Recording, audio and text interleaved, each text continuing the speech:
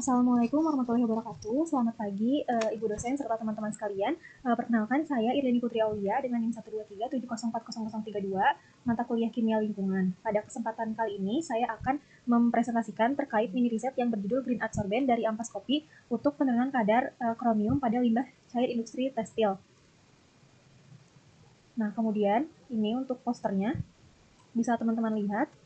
Kemudian kita langsung aja masuk ke latar belakang. Penelitian ini dilatar belakangi oleh tingginya pencemaran logam berat yang berasal dari industri tekstil, khususnya di kawasan Rancaikek dan Majalaya, Kabupaten Bandung. Berdasarkan hasil analisis lingkungan yang saya cantumkan pada poster, kandungan logam kromium atau Cr pada lahan pertanian di sekitar Rancaikek itu dilaporkan mencapai 8,56 mg per liter. Selain itu, sekitar 1.500 industri tekstil di kawasan Majalaya menghasilkan limbah hingga 2.800 ton per hari. Nah, logam Cr ini dipilih karena merupakan salah satu bentuk kromium yang paling berbahaya. Dan logam ini itu bersifat toksik dan karsinogenik serta mudah larut di dalam air dan dapat terakumulasi di lingkungan maupun tubuh manusia sehingga perlu diolah sebelum dibuang ke badan air. Nah, kemudian di sisi lain, limbah ampas kopi di Indonesia juga cukup melimpah. Berdasarkan referensi yang saya gunakan gitu, ampas kopi Arabica ini masih mengandung sekitar 47,8 sampai 58,9% karbon dan 18,6 selulosa. Nah, kandungan tersebut itu memungkinkan ampas kopi itu dikonversi menjadi arang aktif yang mana memiliki banyak pori dan gugus aktif sehingga berpotensi untuk dimanfaatkan sebagai adsorben logam berat.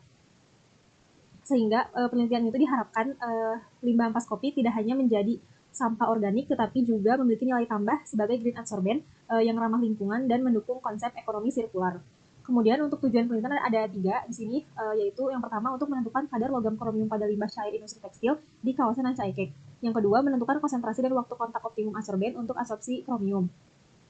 Yang ketiga menganalisis efektivitas arang aktif ampas kopi Arabica dalam menurunkan kadar kromium pada limbah tekstil sesuai standar baku mutu Peraturan Pemerintah Lingkungan Hidup Nomor 12 Tahun 2025. Kemudian di sini ke metode penelitian. Nah, di metode penelitian ini terdiri dari 4 tahapan. Tahap pertama adalah tahap preparasi sampel limbah. Jadi preparasi sampel limbah tekstil ini tuh menggunakan metode grab sampling pada outlet IPAL. Sampel kemudian diawetkan menggunakan HNO3 dan disimpan pada suhu 4 derajat Celcius agar kadar logam tetap stabil. Kemudian pada tahap kedua adalah pembuatan arang aktif. Jadi ampas kopinya itu dicuci menggunakan Aquades, kemudian dikeringkan pada suhu 105 derajat Celcius selama 24 jam, kemudian dikarbonisasi menggunakan furnace pada suhu 200 derajat Celcius selama 1 jam. Selanjutnya dilakukan aktivasi kimia menggunakan HCl 0,1 normalitas selama 48 jam, kemudian dicuci hingga pH-nya netral, kemudian dikeringkan dan diayak menggunakan ukuran 80 mesh. Nah, tahap ketiga itu merupakan uji absorpsi secara batch, menggunakan variasi dosis adsorben pada 1 gram, 2 gram, 3 gram, dan 4 gram. Kemudian variasi kontak waktu di 30, 60, 90, 120, dan 150 menit. Seluruh proses ini itu dilakukan pada kecepatan pengadukan 150 rpm. Nah, tahap terakhir itu merupakan analisis kadar kromium menggunakan AHS, kemudian dihitung menggunakan efisiensi penyisihan logam, dan memodelkan proses adsorpsi menggunakan isotope Frenlich. Nah, kemudian di sini ada hasil atau konsep utama atau hasil yang diharapkan gitu. Karena penelitian ini tuh belum dilaksanakan, maka bagian hasil pada poster itu merupakan hasil yang diperkirakan berdasarkan penelitian terdahulu. Pertama pada ini dulu ya, di gambar 1 gitu. Jadi ini merupakan spektrum FTIR yang diperkirakan akan menunjukkan adanya gugus fungsi hidroksil pada sekitar 3440 per cm untuk hidroksil, kemudian gugus CH pada 2930 per cm, kemudian gugus karbonil pada sekitar 1745 per cm, serta gugus CO pada rentang 1030 hingga 1170 per cm. Nah, keberadaan gugus-gugus ini tuh diduga menjadi situs aktif yang mana mampu mengikat ion kromium melalui interaksi kimia pada permukaan adsorben. Selanjutnya bisa dilihat di sini pada tabel 1, berdasarkan referensi, arang aktif yang diaktifasi menggunakan HCl memiliki kadar air sebesar 8,12% dan kadar abu sebesar 4,6%.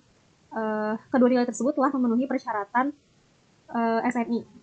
Nah, kemudian kadar air yaitu kadar air maksimal 15% dan kadar abunya 10%. Sedangkan untuk daya serap iodinnya ini tuh diperoleh sebesar 401,8 mg per gram. yang mana masih berada di bawah standar SNI yaitu minimal 750 mg per gram. Meskipun demikian, arang aktif tersebut tetap menunjukkan potensi sebagai adsorben logam berat berdasarkan hasil penelitian sebelumnya gitu. Dan pada gambar 2 ini merupakan peningkatan dosis adsorben yang mana diperkirakan akan meningkatkan efisiensi penyisihan logam kromium. Berdasarkan grafik dari literatur, efisiensi adsorpsi meningkat sekitar 90% pada dosis 0,5 gram per liter menjadi hampir 96% pada dosis 2,5 gram per liter. Nah, hal ini tuh menunjukkan bahwa semakin banyaknya adsorben yang digunakan, maka semakin banyak pula situs aktif yang tersedia untuk mengikat ion logam kromium. Terakhir yaitu gambar 4, yang mana itu proses adsorpsi diperkirakan mengikuti model isotherm Freundlich dengan nilai regresi sebesar 0,943. Nah, nilai tersebut menunjukkan hubungan linearitas yang sangat baik antara log CE dan log QE, sehingga proses adsorpsi itu diduga berlangsung pada permukaan adsorben yang heterogen dan bersifat menguntungkan gitu. Kemudian ada kesimpulan. Berdasarkan kajian literatur, arang aktif ampas kopi arabica ini diperkirakan memiliki potensi sebagai adsorben yang ramah lingkungan dalam menurunkan kadar logam kromium pada limbah cair industri tekstil. Kemudian keberadaan gugus aktif pada permukaan adsorben diharapkan mampu mendukung proses adsorpsi. Nah, selain itu, peningkatan dosis adsorben juga diperkirakan akan meningkatkan efisiensi penyisihan logam kromium. Sedangkan proses adsorpsi diduga mengikuti model isotherm Freundlich yang menunjukkan karakteristik permukaan adsorben yang heterogen. Kemudian dengan demikian, pemanfaatan limbah ampas kopi tidak hanya membantu mengurangi limbah organik, tetapi juga berpotensi menjadi alternatif adsorben yang ekonomis dan berkelanjutan untuk pengolahan limbah cair industri tekstil.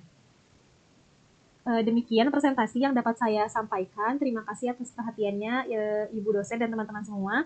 Wassalamualaikum warahmatullahi wabarakatuh.